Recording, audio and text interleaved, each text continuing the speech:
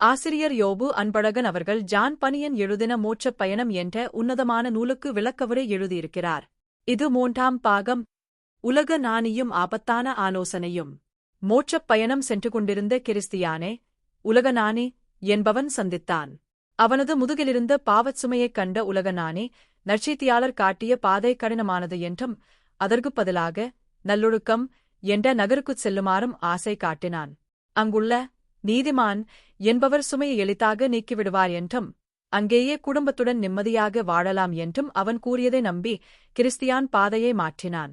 ஆனால் அவன் அந்த இடத்திற்குச் சென்றபோது அங்கிருந்த மலை அவன் மீது விழுவது போலச் சரிந்து பயமுறுத்தியது. அவனது சுமையின் கனமும் அதிகரித்தது. கற்றுக்கொள்ளும் பாடம்.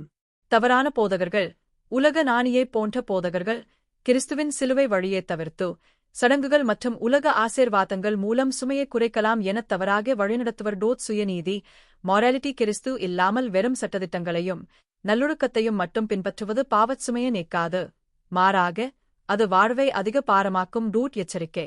கடினமானாலும் நற்செய்தியாளர் காட்டிய நேரான பாதையே விடுதலையளிக்கும். உலக அறிவு காட்டும் குறுக்கு வழிகள் அழிவிற்கே இட்டுச் செல்லும்.